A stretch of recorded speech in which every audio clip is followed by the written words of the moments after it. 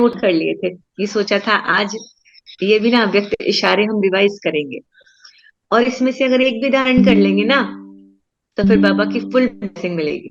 जैसे बाबा क्या बोल रहे हैं, कल की जो अव्यक्तवाणी थी, हर एक बच्चा पूर्वज भी है। यानी पूर्वज बड़े होते हैं ना, इंसेस्टर्स होते हैं जिसको छोटे फॉलो करते हैं, पूर्वज भी है, पूज्य भी है। इसलिए इस कल्प वृक्ष के आप सभी जड़ हैं। तो बाबा ने हमको जड़ कहा और तना भी कहा। तो क्या है, जैसे आप देखते हो ना कि परम धाम में वृक्ष हमारा उल्टा है, झाड़ हमारा उल्टा है, जिसपे जड़, और बाबा ने कहा तना, वो आप बच्चे हो। कौन? ब्राह्मण कुल के। तो जो तने का सबसे ऊपरी भाग होता है ना, वो सतयुग है। फिर उसके बाद शुरू होता है त्रेता। सतयुग और त्रेता तना है, और बाकी जो झाड़ है ना, पत्तियां टाल टालियां, वो कौन से युग है? द्वापर और कलयुग। तो बाबा ने हमको पूर्वज कहा, यानी तना कहा। उस तने पर ही पेड़ खड़ा है। तो तना का कनेक्शन बाबा ने कहा वृक्ष के सारे टाल टालियों से और पत्तों से स्वतः ही होता है। अब तना तो जुड़ा है ना उनसे, अलग तो नहीं है। अब तने को जो खुराक मिलेगी जड़ों से, तो वो तो सबको देगा ना, या अकेला ही ले लेगा? ऐसा पेड़ देखा है कभी? ऐसा पेड़ देखा है जो तना कहे सब कुछ, सारे जो मिट्टी से पानी और जो तना पूरे मिनरल। वृक्ष के साथ कनेक्टेड होता है, हाँ, पूरे कभी वृक्ष के साथ। जो तने को मिलता है ना जड़ से, क्या मिलता है? मिट्टी से उसे मिनरल्स मिलते हैं, पानी मिलता है, खुराक मिलती है। वो तना अपने में स्टोर नहीं करता, वो सारे टाल टालियों को ट्रांसफर करता रहता है। इसलिए भी बाबा ने हमको तना कहा है। सारे विश्व की बाबा ने कहा आत्माओं को सकाश की आवश्यकता है, क्योंकि शक्ति तुम लोग जमा कर रहे हो, वो नहीं कर रहे हैं, उनका कनेक्शन नहीं है बाप से। तो ऐसी पूर्वज विशेष आत्माएं अपने को अनुभव करते हो कि बाबा हमसे सवाल पूछ रहा था कल, महसूस करते हो आप पूर्वज हो? और बाबा ने मुख्य कल एक और बात कही बार बार कि तुमको दुआएं देनी है तो दोगे तो मिल ही जाएंगी, देने में ही लेना है। तो ये तुम्हारा टाइटल है। कभी टाइटल सुना है ना, हर चीज का कोई एक टाइटल होता है, कि जैसे कहते हैं honesty is the best policy, है ना? तो ऐसे बहुत सारे अच्छे अच्छे टाइटल्स होते हैं। तो बाबा ने कहा तुम्हारा दुआएं दो और दुआएं लो, ये तुम्हारा टाइटल है।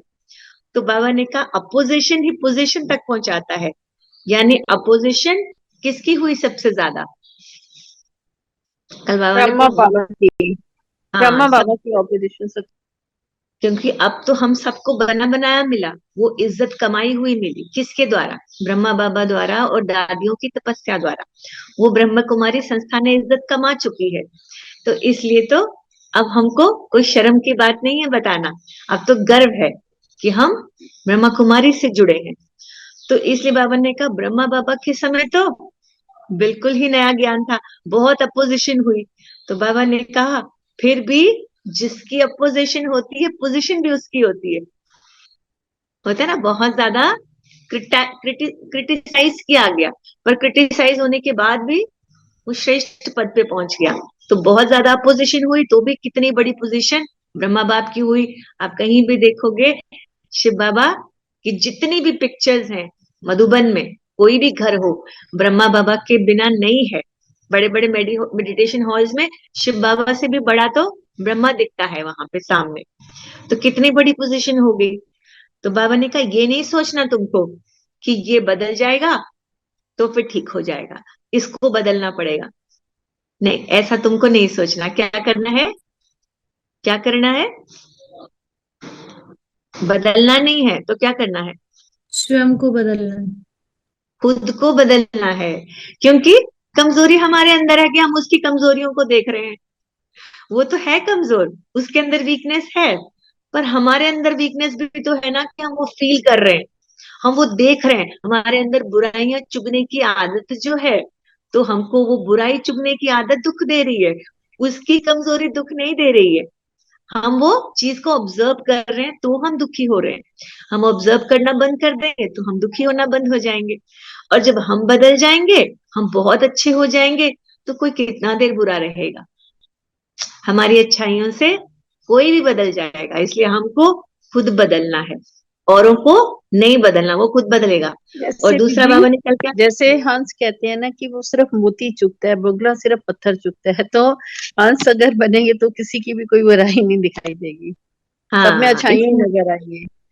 हंस भी तो, हंस के पास भी तो बुराई आती है ना, हंस के सामने भी तो कीचड़ भी है और मोती भी है। तो हंस तो कभी कीड़ा नहीं खाएगा, कीचड़ नहीं खाएगा। तो हंस की क्वालिटी है कि उसमें से भी मोती ढूंढ लेता है, गंदे तालाब से भी मोती ढूंढ के ले आता है। तो फिर जी हम क्यों नहीं ढूंढ सकते? हमें भी, हर इंसान में कुछ ना कुछ तो खूबी होती है ना। 100% बुरा तो कोई नहीं होता, कोई एक दो विशेषताएं तो कहते हैं ना खोटे सिक्के में भी होती है। तो हर इंसान की विशेषताओं को देखेंगे तो फिर हमें दुख नहीं होगा। दुख होता है जब कमजोरियों को देखते हैं। तो बाबा ने कहा कि तुम्हें दुआएं मिलेंगी और तुमको दुआएं देनी भी है। और बाबा ने कहा 3 चीजों को काट दो। ये कल आपको याद है क्या कहा था? तीन, 3 पर काटने हैं तुमको। किसके पर काटने हैं?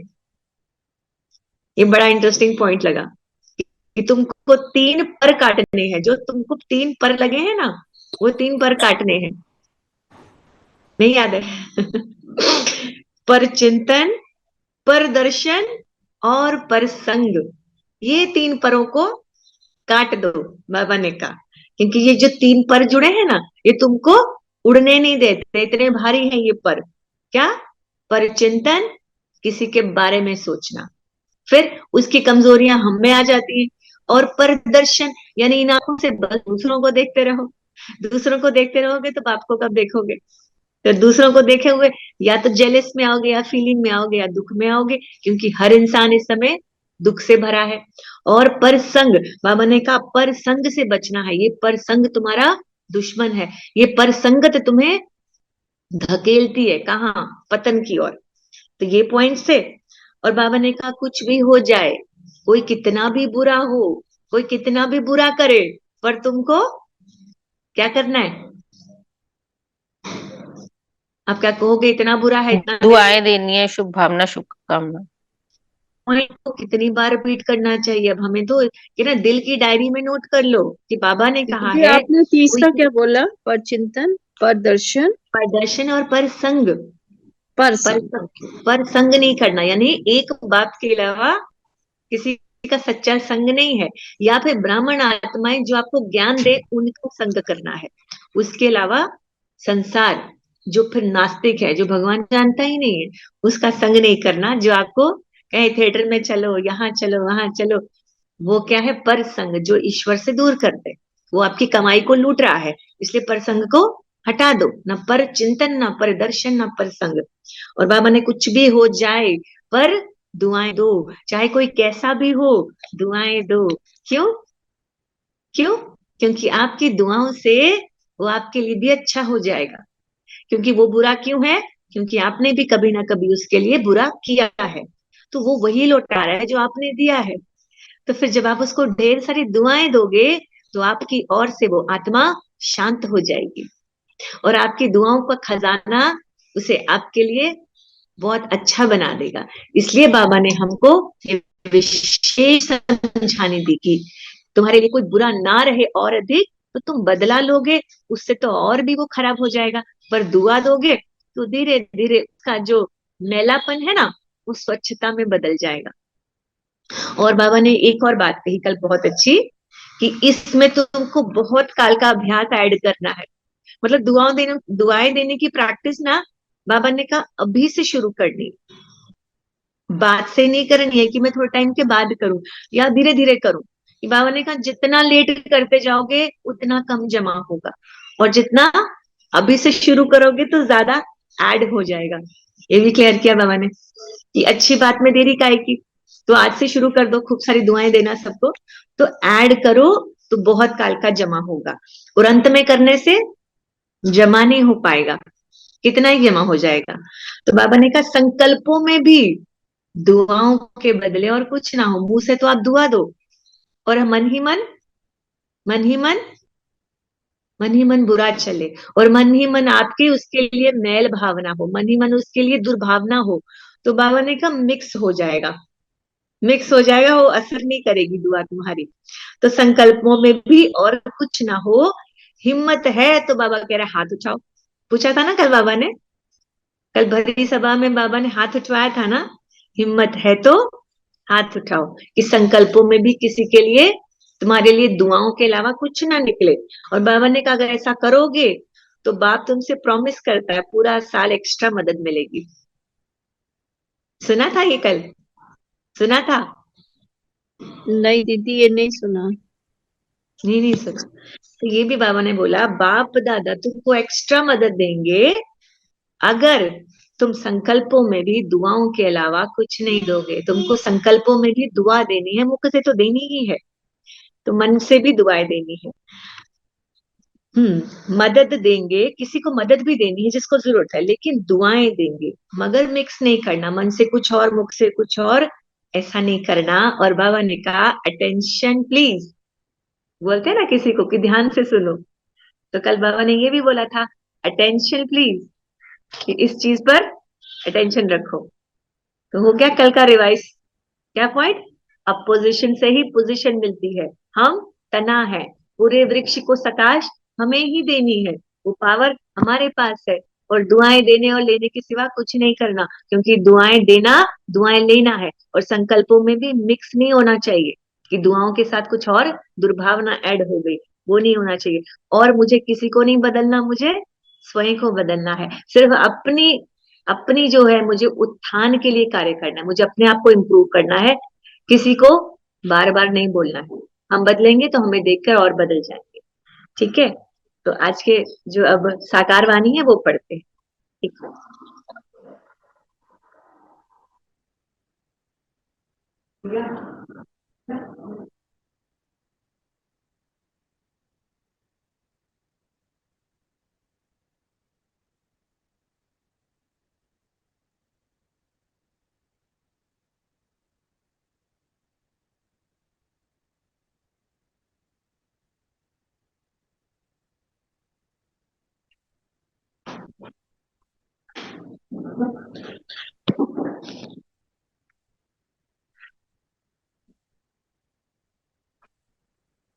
तो हमने ये रिवाइज किया कल का अव्यक्त इशारे, ठीक है, जो बड़े ही इंटरेस्टिंग पॉइंट्स थे, और जिस पर अगर हम चल जाएंगे या एक पॉइंट भी हम बांध लेंगे ना, तो फिर बाबा ने कहा बाबा की एक्स्ट्रा मदद मिलेगी।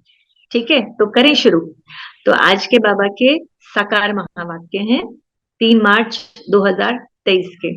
सुनाई दे रहे हैं ना सबको? जी दीदी। तो बाबा ने आज मीठे बच्चे कहा, आज नई बात कही हमें, स्वच्छ पौधे कहा हमें। स्वच्छ पौधे ना, फ्रेश पत्तियां होती है ना, जो फ्रेश पत्तियां कही बाबा ने कि स्वच्छ, तुम लोग तो क्या थे, फ्रेश लीव्स थे, फ्रेश पत्तियां थी, है ना, जो कितना ऑक्सीजन जनरेट करती हैं। पर क्या हो गया, 5 विकारों की मैल चढ़ती है ना, तो बाबा ने कहा तब भ्रष्टाचार बढ़ता है, और अब तुम्हें शिष्टाचारी बनना है और बनाना है। यानी जैसे कहा ना बाबा ने, तुम बदलोगे तो और बदलेंगे, तो जब आप शिष्टाचारी बनोगे तो फिर आपको देख कर और भी बन जाएंगे। तो प्रश्न क्या पूछा, श्रेष्ठ बनने के लिए श्री श्री शिव बाबा की श्रेष्ठ मत कौन सी मिलती है? तो उत्तर दिया बाबा ने, श्रेष्ठ बनने के लिए बाप की श्रीमत मिलती है, बच्चे कम से कम 8 घंटे मेरी सर्विस पर रहो। सर्विस में आप ये कह सकते हो कि मैंने योग भी किया, और मैंने बाबा का ज्ञान देने की सेवा भी की, और मैंने मनसा भी सेवा की, वाचा भी की, कर्मणा भी की। 8 घंटे भला उस गवर्नमेंट की सेवा करो, यानी जॉब करो, वो भी बाबा कह रहे कर सकते हो, पर 8 घंटा मुझे भी याद करो। और सोने का टाइम तो है ही, उसके बाद 16 घंटे हो गए, तो बाबा ने कहा उसके बाद तो तुम्हारे पास सोने का, रेस्ट करने का टाइम भी है। या स्वदर्शन चक्र फिरा, या तो बाबा ने कहा 8 घंटा काम करो, अपने जॉब करो, 8 घंटा मुझे जॉब करो, मुझे याद करो, और फिर साथ में स्वदर्शन चक्र चलाओ, साथ शंख ध्वनि करो, सबको कहो कि गृहस्थ व्यवहार में रहते कमल फूल समान रहकर बाप से वर्षा लो। गीत, किसने ये खेल रचाया? किसने खेल रचाया? एक बाप ने रचाया। ओम शांति। दीदी शंख ध्वनि करो मतलब शंख शंख बजाना? शंख ध्वनि होती है ना, जिसे कहते बहुत पॉजिटिव मानते हैं। जैसे महाभारत का युद्ध छिड़ा था तो शंख ध्वनि हुई थी, कोई भी बड़ा काम होता है तो शंख ध्वनि होती है। शंख ध्वनि मतलब हमें संसार को जगाना है, चाहे मन से चाहे वाचा से, यानी बताना है कि भगवान आ चुका है और तुम भी उस पे वर्षा ले लो। इसको कहते हैं शंख ध्वनि करना, इसमें यानी स्थूल परमात्मा। स्थूल शंख का नहीं है अभिप्राय ना कि हमें नहीं नहीं, स्थूल बनना चाहिए। ये स्थूल शंख ध्वनि सा का नहीं बताया बाबा ने। शंख ध्वनि मतलब अब तुम संसार को जगाओ। शंख से जगाते हैं ना सबको, जी तो तुमको जी। जगाने का काम करना है। तो गीत किसने ये सब खेल रचाया? तो परमात्मा ने ही रचाया। ओम शांति। मीठे मीठे बच्चों ने गीत सुना। पहले बच्चे पहले बहुत ही सत्युग के सुख भोगते थे, बहुत मस्त थे, और खुशियां ही खुशियां थी। सिर्फ भारत ही था और कोई खंड नहीं था। तो बाबा कह रहे हैं कि भारतवासी यथा राजा रानी तथा प्रजा सब मजे में थे, खुशी में थे। ये बाबा सत्युग रिमाइंड करा रहे हैं आज। फिर क्या हो गया? महिमा यथा राजा रानी तथा प्रजा सबकी होती है, प्रजा भी देवी देवता है, तो सबकी महिमा है। फिर बाबा ने कहा क्या? उन राजभक्तों को माया कुल पड़ गई। फिर माया आकर चटकती है, क्योंकि बाबा के ज्ञान के छींटे नहीं पड़े ना, और माया की धूल पड़ती गई। वही सुंदर पत्ते फिर मैले और गंदे दिखने लगे। तो बाबा ने कहा ये भी ड्रामा बना बनाया है, जिसको अच्छी रीति समझना है। बाप के सिवा कोई समझा नहीं सकता। तो ये किसकी महिमा है? परमपिता परमात्मा की। बाबा ने कहा भारत सतो प्रधान था, दुख का तो नामो निशान नहीं था, संपूर्ण निर्विकारी। और कौन थे हम? मर्यादा पुरुषोत्तम थे। वहां तो कभी भ्रष्टाचार हो नहीं सकता। कहाँ? सत्युग त्रेता में। वहां क्या था? शिष्टाचारी पौधे, यानी हम सैपलिंग। हमारी सैपलिंग लग रही है ना फिर से, तो बाबा ने कहा तुम शिष्टाचारी पौधे थे। आज बाबा हमको पौधे कह रहा है बार बार। तो जिन पर विकारों की मैल लग गई, तो अब क्या बन गए? मैल पड़ गई तो क्या हो गया? भ्रष्टाचारी हो गए। तो बाबा कहते फिर क्या बोलने लगे? मुझ निर्गुण हारे में कोई गुण नाही, आप ही रहम करो, ओ गॉड फादर, रहम मांगते हैं। तो क्या करते हैं फिर? किससे रहम मांगते हैं? देवी देवताओं से, यानी जो उनके रिमाइंड में था। क्योंकि सतयुग से परमात्मा को तो भूले बैठे हैं ना, सतयुग में तो परमात्मा की याद ही नहीं है। तो फिर इतनी याद जो नहीं थी, वो वहां तक वो नहीं रख पाए, द्वापर तक वो उस याद को नहीं रख पाए। पर देवी देवता थे, इतनी उनको याद थी। क्योंकि परमात्मा की याद तो वो संगम के बाद भूल ही गए। तो बाबा ने कहा ड्रामा को तो जानते नहीं कि वे ऐसा फिर कब बनेंगे। तुम शिष्टाचारी थे, भ्रष्टाचार का नाम नहीं था। दीदी और नहीं, सतयुग में तो फिर ये भी नहीं मालूम होता ना कि हमने कितना पुरुषार्थ किया, या हमें बाबा मिलन हुआ, या हमने संगम युग में बाबा से ज्ञान लिया, ऐसा कुछ भी याद नहीं होता, सब ब्लैंक हो जाता है। सब ब्लैंक क्यों हो जाता है ना? इसका भी एक लॉजिक है। इसका ये लॉजिक है क्योंकि संगम युग में, अब संगम युग में क्या हुआ? दुख से भी तो गुजरे हैं ना बच्चे, वो हिस्ट्री तो भूलेंगे नहीं। संगम युग में कितना दुख झेला उन्होंने, और फिर उसके बाद पुरुषार्थ करके ये प्रारब्ध पाई। और संगम में ये ज्ञान है कि सतयुग के बाद त्रेता भी और द्वापर भी, कलयुग भी आएगा, गिरावट में आएंगे। तो खुशी होती कि हम अभी चढ़ रहे हैं। पर सतयुग में आकर अगर ये याद रह गया, तो फिर तो उनको ये भी याद आ जाएगा ना, हम अब गिरावट में जा रहे हैं। सतयुग से फिर हम त्रेता में आएंगे, फिर हमारी कलाएं कम होगी, ये भी तो याद रह जाएगा ना। जब ये जी याद हो जाएगा कि कोई गिरावट में जा रहा है, तो वो खुश नहीं रह पाएगा। आपको ये लगेगा आपकी कमाई खत्म हो रही है, बचेगा कुछ नहीं, एंड में मैं कंगाल हो जाऊंगी, तो वो इंसान खुश तो नहीं रह पाएगा ना। इसलिए जी। फिर बाबा वो मेमोरी को इरेज कर देता है कि तुम तो सिर्फ दीदी उस enjoy। सतयुग में किसी को भी ये ऐसा एहसास नहीं होता कि ये सब कुछ नेचर को जब वो देखता है, या वो परमात्मा की जो भी हमें लगता है कि ये कितना सुंदर है, ये सब कुछ पानी पहाड़ नदियां, तो उसमें भी उसको थोड़ा सा उस समय ये रियलाइजेशन होती है कि कुछ है सुप्रीम पावर जो हम सबको देख रही है, या हम सबको पाल रही है, या कुदरत इतना कुछ कर रही है। तो थोड़ा सा तो एहसास कहीं कहीं होता होगा कि नहीं? बिल्कुल भी नहीं? नहीं, ये तो बिल्कुल जीरो हो गया, क्योंकि क्योंकि परम वो तो पिता है, ठीक है कि वहां के लोग जो है वो संपूर्ण निर्विकारी होंगे, मर्यादा पुरुषोत्तम देवी देवता होंगे, पर कहीं ना कहीं उनको थोड़ा सा लगता है कि ये सारा कौन कर रहा है, इतना सुंदर बादल या जो भी नहीं, नदियां, ऐसा उस नहीं। समय ये कोई भी मेमोरी नहीं है, क्योंकि वो सतो प्रधान है ना, कंप्लीट है। तो उनको कुछ जानने की दरकार ही नहीं होती। जो जो नहीं कंप्लीट होता ना, उसके मन में इच्छा होती है कि हम कुछ जाने। क्योंकि जब कोई कमी आती है ना इंसान के अंदर, तो वो डिस्कवर करने निकलता है। जब जी इंसान भरपूर होता है तो उसे जानने की इच्छा नहीं होती, क्यों क्या कैसे। ऐसा सतयुग में कोई क्वेश्चन नहीं आता, क्योंकि वो कंप्लीट है। उनके मन में इतना भी कोई वो नहीं है, दुख ही नहीं है, कोई परेशानी ही नहीं है कि वो कोई कारण जाने कि कैसे आया हमारे पास। क्योंकि प्योर है ना, तो हमेशा अच्छा ही फीलिंग आती है उनको। तो परमात्मा की याद तो बाबा ने कहा रहेगी नहीं वहां, बिल्कुल भी 0% हो जाएगी याद। तो तभी तो गिरावट में आ गए ना। अभी परमात्मा की याद बढ़ रही है तो हम्म, हम कितना ऊंचा जा रहे हैं। थोड़ी सी भी याद, यानी 5 मिनट की भी याद, सोचो आपके कई जन्म बढ़ जाते हैं सतयुग में। जन्म नहीं तो आप ये कह सकते हो कई साल बढ़ जाते हैं कुछ मिनट की याद से भी। तो फिर कितनी बड़ी कमाई है। और सतयुग में जब भूल गए तो फिर दिन ब दिन गिर रहे हैं ना। तभी तो गिर हम्म। रहे हैं कि परमात्मा 0% भी याद नहीं है, कोई तभी याद नहीं। संगम युग को डायमंड युग कहा जाता है कि वो मोर, आई थिंक, मुझे तो लगता है जैसे वो सत्सुग से भी बेटर है, जो इस समय जो हाँ टाइम चल रहा है संगम बिल्कुल युग। बिल्कुल बिल्कुल, बाबा कहते हैं ना संगम युग जैसा श्रेष्ठ युग कोई नहीं है। इस एक युग के अंत में भी तुम्हें इतनी कमाई करवा रहा हूं मैं। कोई पूरा उम्र भी पढ़ता रहे ना तो पूरी उम्र खा नहीं सकता, यानी रिटायर रिटायर तो होगा ही होगा वो, और कभी भी उसकी जी। जॉब चली नहीं है। पर बाबा ने कहा मेरे तो एक एक पल की याद में कमाई है तुम्हारी, यानी इतना श्रेष्ठ युग है। इस संगम युग से बड़ा कोई युग हो नहीं सकता जिसमें 21 जन्मों की श्रेष्ठ कमाई बाप करवा रहा है। और सतयुग, सतयुग तो खाने का युग है।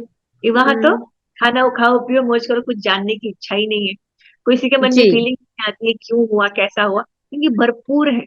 तो वो आनंद लेने वहाँ में लगे हैं और फिर गिर धीरे धीरे कलाएं कम हो रही है। वहाँ प्रारब्ध भोगते हैं ना, जो हाँ प्रारब्ध है वो हमें। वहां तो हमने रिजल्ट पाया। अब जो कोई बड़ा ऑफिसर बन जाता है तो वो पीछे थोड़े ना बार बार देखेगा कि मैंने इतने वो सारा मैंने वो याद किया था, मैंने वो याद किया था।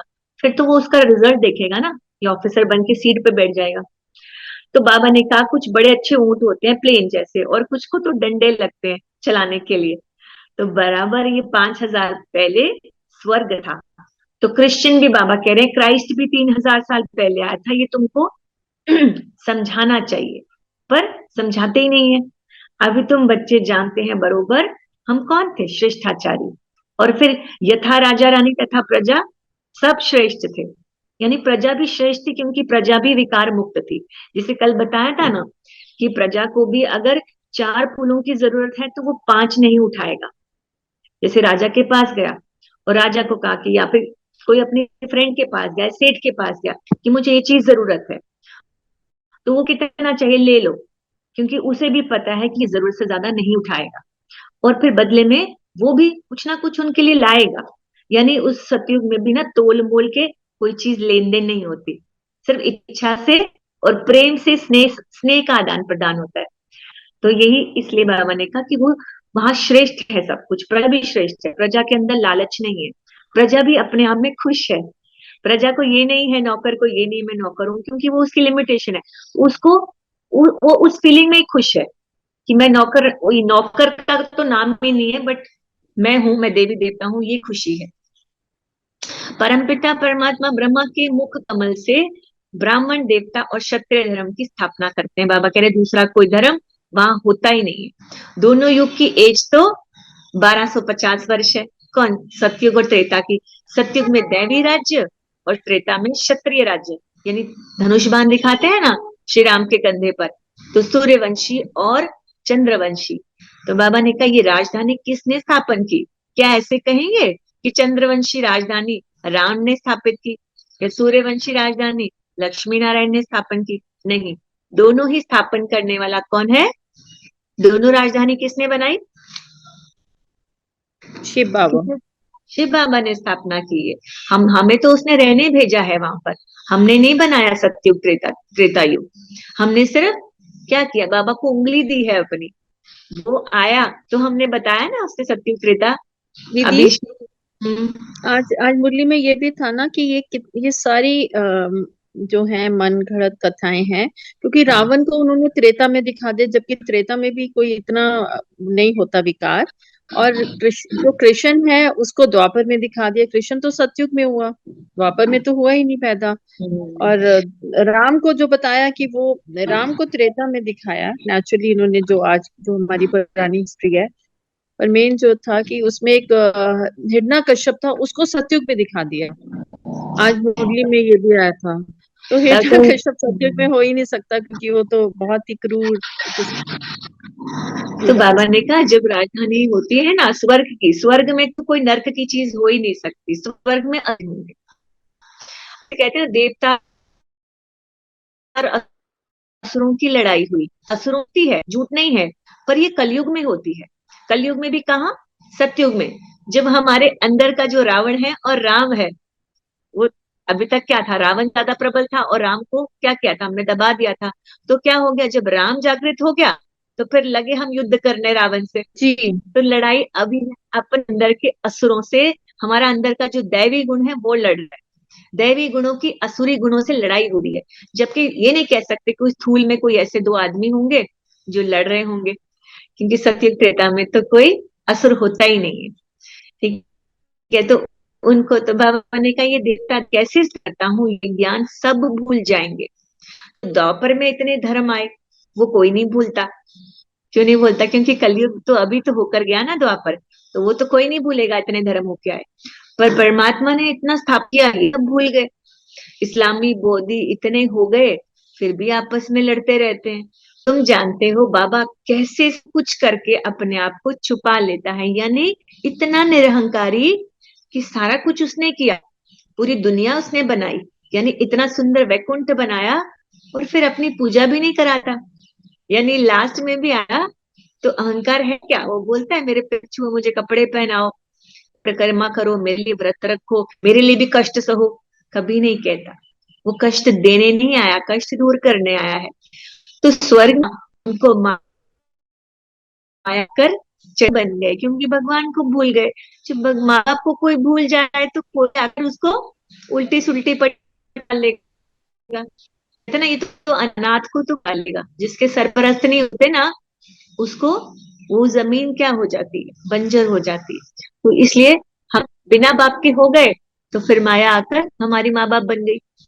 मुझे गुण हारे में कोई गुण नहीं, तो गुणवान देव पूजा करते हैं, राजाओं मंदिर रहते हैं। अब क्या हुआ ना, द्वापर से राजाओं ने बड़े बड़े मनाना शुरू कर दिया। पहले शिवालय और फिर राधा कृष्ण का मंदिर पूजा करते हैं। ऐसा कोई राजा नहीं होगा जिसके पास मंदिर नहीं। अब क्यों बनाते थे, इसकी लॉजिक क्या है, क्यों राजा मंदिर बनवाते थे? राजाओं के अपने महलों में मंदिर होता था, क्यों यदि होता कहीं था? ना कहीं उनको याद होता होगा कि कोई सतयुग में ऐसे देवी देवता थे, या उन्होंने कुछ सुना होगा या ऐसा पढ़ा भी होगा कि सतयुग में जो देवी देवता हैं तो उन्हीं की वो मूर्तियां लगा देते थे। क्योंकि वो तो देखो सतयुग मंदिर, के बाद त्रेता, त्रेता के बाद फिर एकदम द्वापर आया, तो कुछ तो त्रेता वाले लोगों को कुछ तो याद होगा ना, उन्होंने कुछ लिखा भी होगा, बुक्स वगैरह भी शायद लिखी हो, या कोई ऐसा कोई लिखते तो होंगे। याद होगा कि कुछ थे। याद भी क्यों करता है इंसान, जब उसके अंदर कोई कमी होती है। क्योंकि राजाओं को इतना बड़ा राज्य चलाना है, उस राज्य को चलाने के लिए उतनी बुद्धि, उतनी शक्ति भी तो चाहिए। कोई भी आकर दूसरा राजा उसको लूट कर ले जाए, उसका राज्य हड़प कर ले, होता था ना, एक दूसरे को गिराने में लगे जी रहते थे। तो जी राजाओं को भी तो डर होता था ना वो कि कोई ना। बाबा कहते हैं कि जैसे वो कहते हैं मुझ निर्गुण हारे में कोई गुण नहीं, तब तो गुणवान देवताओं की पूजा करते हैं। बिल्कुल, जब अपने गुण खत्म हो गए, क्योंकि अपने वो बचा, राजा इतना बलवान थोड़ी है, इतनी बड़ी फौज से लड़ जाए, और या उसकी फौज इतनी ताकतवर होगी। अब वो भी डरे हुए हैं। जब कोई डरा होता है तो उससे पावर की जरूरत है, तो वो मंदिर बनाते हैं। तब वो अब मंदिर राजाओं, भगवान को याद करता फिर। हाँ, राजाओं के पास इतना समय तो नहीं होता था ना कि वो रोज रोज ना जाए वहां प्रजा के बीच में, उस मंदिर में जाए जहां प्रजा भी जा रही है, तो सारी प्रजा घेर के बैठ जाए राजा को। इसलिए वो अपने घरों में ही, अपने महलों में ही मंदिर बनाते थे, यानी प्राइवेट पूजा करना और भगवान से अरदास करना कि हमारा सब ठीक ठाक रहे। तो इसलिए यानी डरे हुए लोग मंदिर बनाते थे ऐसे। बाप को याद करो, माया ऐसी है जो स्वर्ग स्थापन करने वाले परमात्मा को याद करने नहीं देती। बाबा कह रहे तूफान बहुत आएंगे, पर आपको मेरे से राय लेनी है। बाबा एक अच्छा पॉइंट बता रहे हैं, राय लेनी है। क्या राय लेनी है? अगर बच्चे की शादी करनी है तो भी राय लो, कि जो मैं शादी जिससे करवा रही हूँ, क्या ये लड़का या लड़की उसके लिए सही बैठेंगे, तो राय बाबा से लो। तो अगर कोई मर गया है तो आगे क्या करें, ये भी बात है। मर नहीं चाहिए, बनेगा मेरी होगी ना, बच्चे रहोगे। श्रेष्ठ बनना है तो श्रीमत पर चलना है, श्रीमत की मत तो हो ना सके। जैसे मैंने ये पॉइंट बांध लिया है कि बाबा की मत पर ही काम करना है, जैसे अभी जैसे कहते हैं तूफान तो आते ही हैं। अभी किसी ने ना बेटे को ऐसी पॉलिसी खरीदवा दी कि आप ये लोगे ना तो आपको ये बड़ा बड़ा बेनिफिट होगा, या पुरानी पॉलिसी है कि आपके 3 गुना पैसे रिटर्न होंगे। वो भी बेचारा इतना चालाक तो है नहीं, उसने वो ले ली।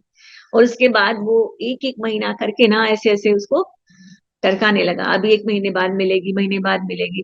तो मैंने कहा कि देखो हम पूछते हैं हमेशा, इस बार बाबा को नहीं पूछा। तो जब पूछा तो बाबा ने कहा कि नहीं ये तो गलत है और ये फ्रॉड है, आप अपना कैंसिलेशन कराओ पॉलिसी। कैसे उसने आंसर मिला दीदी? आपने पूछा और आपको जवाब कैसे मिला? मैं क्या करती हूँ ना, मुझे बचपन से वो भी आदत है। तरीके बता दो ना, we should also know that how to do it. वो भी हाँ बता बड़ा दो। आसान है। देखो कई बार हम अपने ही, हमारा या तो योग बल बड़ा पावरफुल हो, पर कई बार हमें अपने ही मन की दो राय मिलने लगती है, तो हम कंफ्यूज हो जाते हैं कि बाबा क्या बोल रहा है, ये बोल रहा है कि ये बोल रहा है। फिर मेरे को लगता है कि मैं एक चिटकी डालती हूँ, जो मुझे ना बचपन से आदत थी। जब देवी देवताओं की पूजा करती थी ना तो भी चिटकी डाल देती, यानी 2 चिटकी डाली, उसमें लिखा कि मुझे बाबा ये करना चाहिए, हाँ मुझे ये करना चाहिए ना। तो ऐसे यस 2 नो। डाले, यस या नो। पहले प्रश्न लिखती थी कि ये मुझे करना चाहिए, फिर उत्तर हाँ, बाबा कह रहा है हाँ। मुझे ये करना चाहिए, बाबा कहता है ना।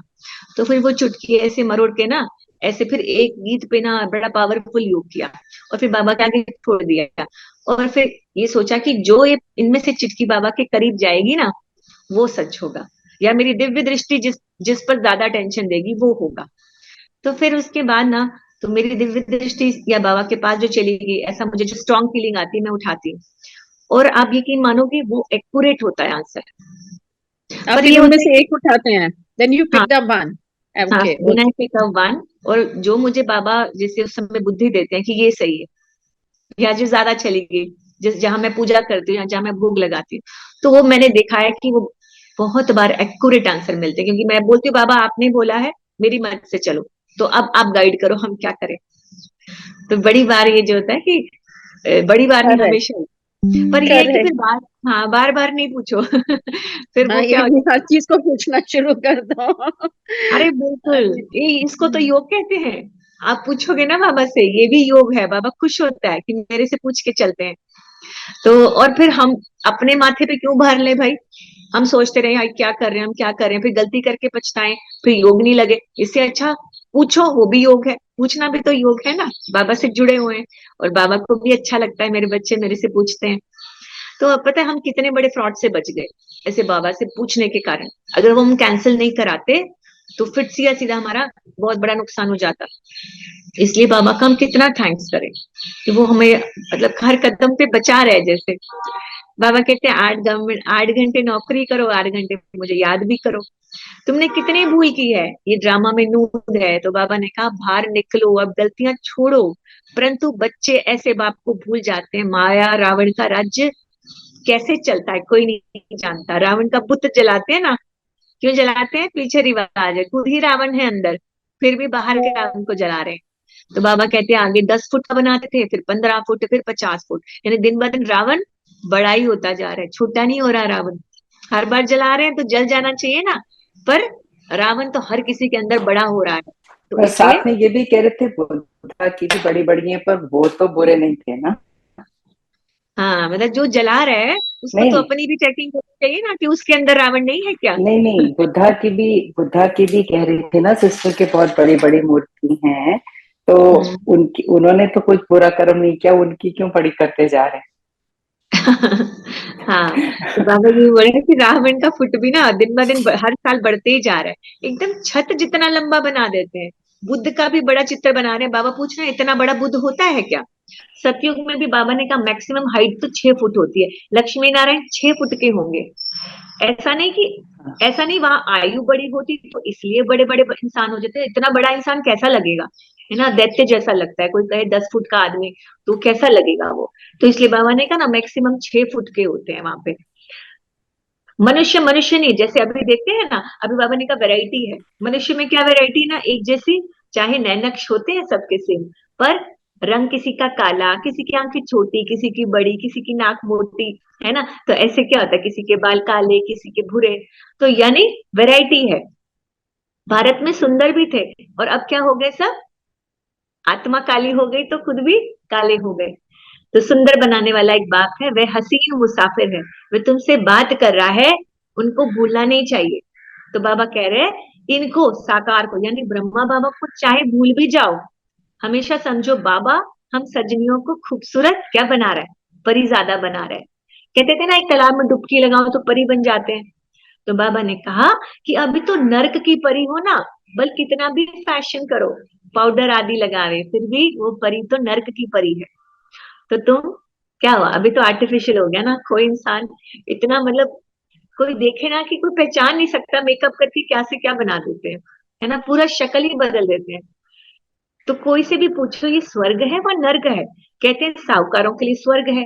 तो स्वर्ग नर्क को भी जानते नहीं, साहूकारों के लिए भी तो ये नर्क है, उसे भी तो गर्मी सर्दी मच्छर इत्यादि संबंधों का दुख तो उसको भी सहना पड़ता है, बीमारियां तो उसे भी आती हैं। तो श्रीमत का ख्याल रखना पड़ेगा, श्रीमत को जानते नहीं, इतना श्रेष्ठ किसने बनाया।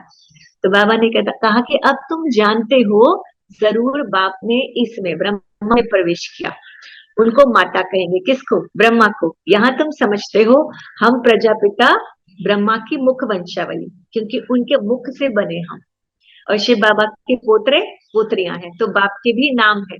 और बीच में दलाल जरूर चाहिए, तो दलाल किसको बनाया बाबा ने, दलाल कौन है, माँ बाबा। ब्रह्मा बाबा दलाल है। तो शिव बाबा के मत पर चलना है तुम्हें, ब्रह्मा के द्वारा द्वारा शिव बाबा से वर्षा मिल रहा है, परंतु बाबा कहते हैं तुम्हें इनको भी भूल जाओ, क्योंकि है तो वो देह में थे ना। तो बाबा ने कहा शिव बाबा ब्रह्मा का रिगार्ड बहुत करना है, बहुत रिगार्ड करना है उनका, कि थैंक यू बाप दादा, ये बोलते हैं ना, परंतु याद सिर्फ शिव को ही करना है। शिव बाबा से तुमको मत मिलती है, शिव जयंती मनाते हैं, परंतु बिल्कुल जानते नहीं, स्वर्ग बनाने वाला बाप का यादगार ही गुम कर दिया, नरक बनाने वाले के यादगार रख दिए। देखो रावण तो बड़ा बड़ा बनाते, पर शिव को ही भूल गए। दिन प्रतिदिन भ्रष्टाचार होता जाता है, कोई भी अगर क्रोध आता है ना, तो समझना चाहिए हमारे में भूत है। क्रोध क्या है, एक भूत है, तभी तो कोई क्रोध कर रहा होता है कितना बुरा लगता है वो, है ना, मन करता है कि दूर चले जाओ इससे। कोई भी क्रोधी इंसान गुस्से में कितना बुरा लगता है। फिर हम श्रेष्ठाचारी कैसे कहला सकते, तुम्हें श्रेष्ठाचारी बनने का पुरुषार्थ जरूर करना है। और एक मजे की बात पता क्या है, अब जैसे बाबा ने हमको मीठा बना दिया, और जैसे तो क्रोध कह सकते हैं 2% 3% ऐसे रह गया है, बिल्कुल तो नहीं खत्म होता। जैसे गुड़िया को, वैष्णवी को ना कुछ ना उसने सोने की बालियां वहां रख दी और वो मिल नहीं रही थी, तो मैंने बोला कि मतलब क्या है, आपको ध्यान से नहीं रखा गया, सिर्फ इतना बोला मतलब। एंड शी सेड आप चिल्ला क्यों रहे हो। मतलब हमारी ना फिर टोन भी बदल क्योंकि जाती है ना अभी थोड़ी दीदी सी। अभी हम बन रहे हैं ना, अभी अभी संपूर्ण नहीं बने हैं, अभी तो आ नहीं जाता है। मतलब चिल्लाया नहीं, सिर्फ टोन बदली। मतलब हमेशा मेलो लगनी चाहिए हम, हमारे ना बस चेहरे चेहरे से ना ये स्माइल ही टपकनी चाहिए, तब और को ठीक लगता है। मतलब सिर्फ टोन बदली, यानी आवाज नहीं ऊंची हुई, आवाज उतनी थी, इनका आपको समझ नहीं आया, आपने ऐसे ही रख दी। शी सेड आप बेट चिल्ला क्यों रहे हो। हमने कहा भाई हम चिल्ला कर रहे हैं, हम तो सिर्फ बोल रहे हैं, और हमारा सिर्फ अंदाज बदला है, यानी अंदाज भी बदल जाता है ना, तो वो दूसरों के लिए चिल्लाना हो जाता है, यानी कि वो भी उनसे उनको मतलब बिल्कुल अजीब लगता है कि भाई ऐसे भी कैसे बोल रहे हैं आप ये। तो धारणा के लिए मुख्य सार क्या है, दीदी स्पेशली बाप। जब आप ज्ञान में होते हो ना, तो फिर हम हम्म आपको हर एक बंदा आपको नोट करता है कि आप कैसे बोल रहे हो, क्या बोल रहे हो। तो वैसे जब हम ज्ञान में नहीं थे तो सब एक जैसे ही थे, तब उनको लगता है ज्ञान में आके ये चिल ये इसकी आवाज कैसे ऊंची हो गई है, तो हाँ हमारी हर कमजोरी को पकड़ा जाता है, हर बिल्कुल। मतलब अब तो हम इतने मेलो हो गए ना, इतने मतलब मीठे हो गए, तो अब जरा टोन भी बदल जाती है ना, तो दुनिया को बड़ा अजीब लगता है कि भाई आप, तो हमको हैरानगी होती है भाई हम तो चिल्लाना तो हम तो भूल ही गए हैं। तो कभी भक्ति में भी नहीं चिल्लाया, पर थोड़ा आवाज ही टोन ही बदली है, टोन भी उनको चिल्लाना लगता है। यानी कि मतलब अच्छी बात है हमारे लिए कि हम दुनिया के लिए एग्जाम्पल बन रहे हैं, और हमें भी अच्छा रिमाइंड कराए कोई कि हमारी टोन ना बदले। तो धारणा के लिए मुख्य सार, बाप की याद और ज्ञान सागर के ज्ञान से सुंदर परी बनना है। तो कदम कदम पर शिव बाबा की मत जरूर लेनी है, जैसे मैं बताया ना कि ये आदत बड़ी अच्छी होती है, इसी बहाने ना हम बाबा के ज्यादा बार बार करीब जाते हैं। जैसे कोई चीज खरीदनी हो, बहुत हम कंफ्यूज हो, है ना, या शादी करनी हो, बाबा ने कहा कोई मरे कोई शादी करे, मेरे से सलाह लो, मेरे से पूछ के चलो। क्या पता वो जो लड़की आपके बच्चे की लाइफ में आ रही हो वो नहीं सही हो, या दामाद जो आ रहा है वो नहीं सही हो, तो बाबा से पूछो कि सही कर रहे हैं हम या नहीं कर रहे हैं। तो या भी कोई आप बड़ी प्रॉपर्टी खरीद रहे हो तो भी बाबा से पूछो, नया बिजनेस शुरू कर रहे हो तो भी बाबा से पूछो, नई जॉब ले रहे हो तो भी बाबा से पूछो कि करें या ना करें। तो दूसरा, श्रेष्ठाचार्य बनने के लिए अंदर से भूतों को निकाल,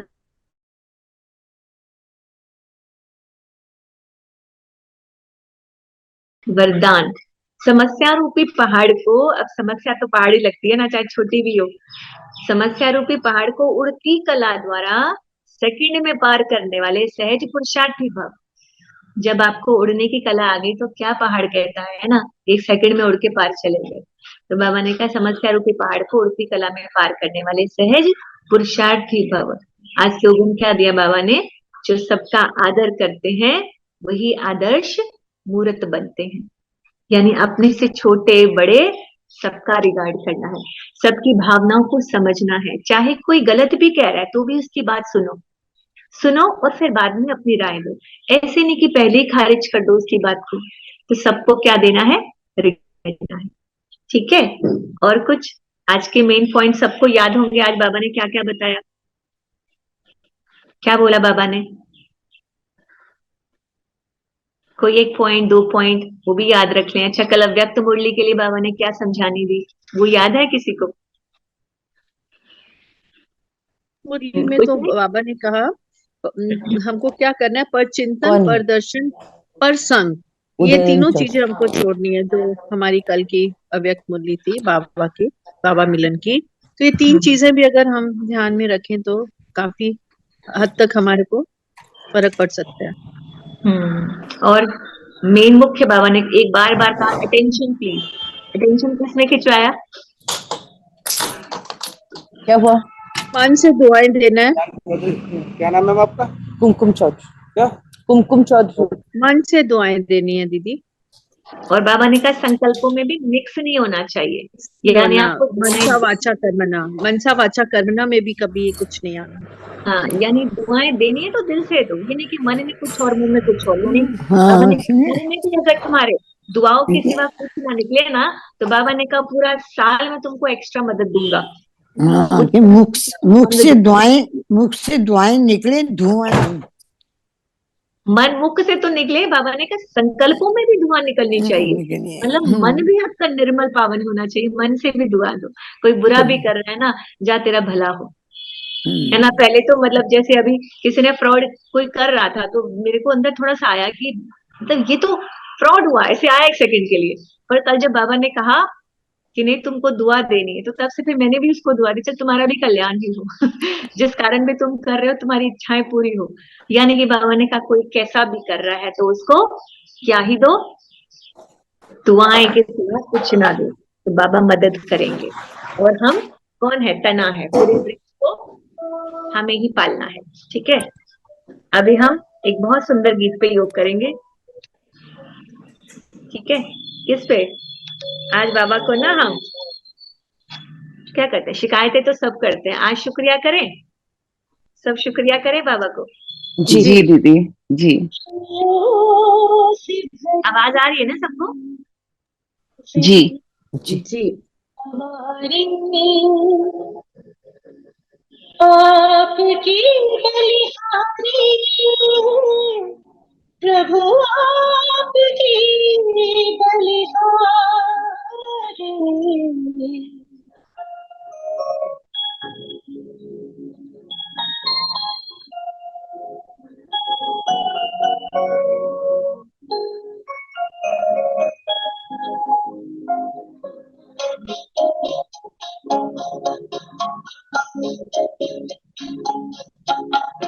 खुशियों से भर दी जिंदगी हमारी, खुशियों से भर दी जिंदगी हमारी।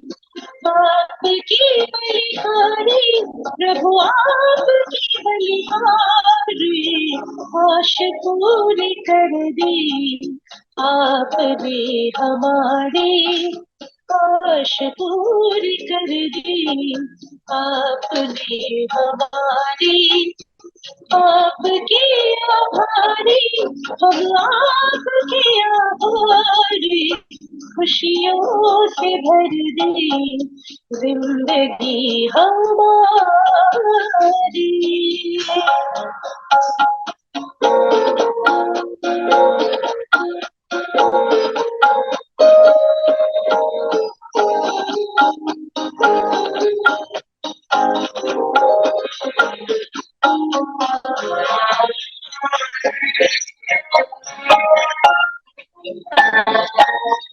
अपनी पहचान मिली, आत्मा का ज्ञान मिला, अपनी पहचान मिली, आत्मा का ज्ञान मिला, पिंजरे के पंछी को खुला आसमान मिला,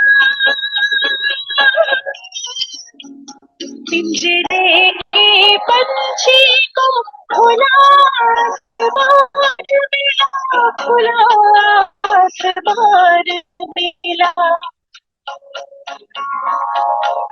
बेहद गगन में नजर हमारी, बेहद गगन में नजर अब हमारी, आपके आभारी, हम आपके आभारी, खुशियों से भर दी जिंदगी हमारी।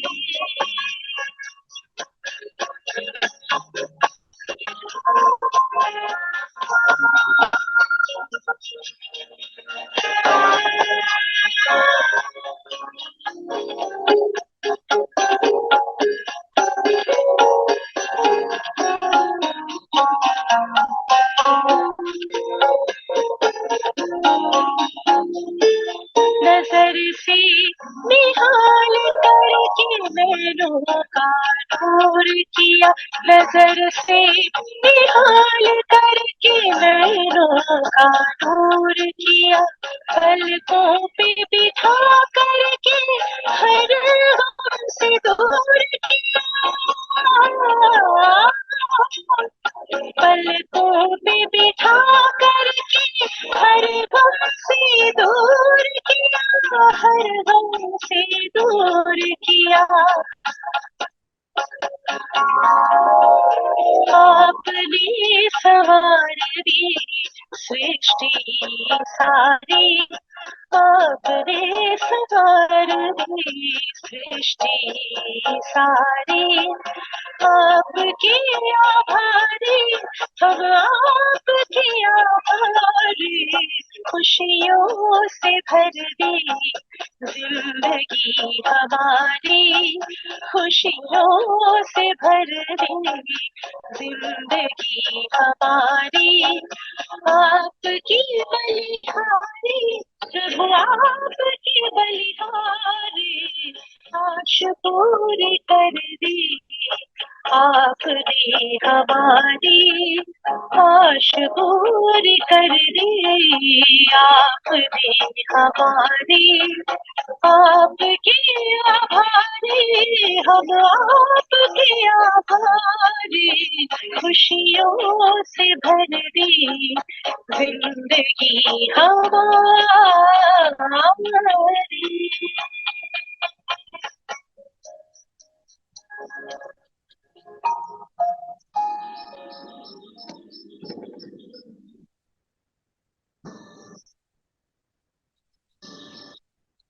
अच्छा, शांति।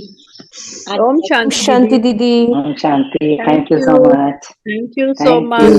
you. ओम शांति। इतने प्यारे परिवार से मुझे जोड़ा बाबा ने, इसके लिए भी बाबा का बहुत बहुत सुंदर भजन था। हाँ जी, भजन बहुत सुंदर था। हाँ, बाबा का हर गीत है ही सुंदर, है ना। हम बच्चे भी बहुत सुंदर हैं बाबा के। बाबा ने कहा ना परी बना रहा हूँ, तो परी देखो अपने आप। ठीक है, ठीक है।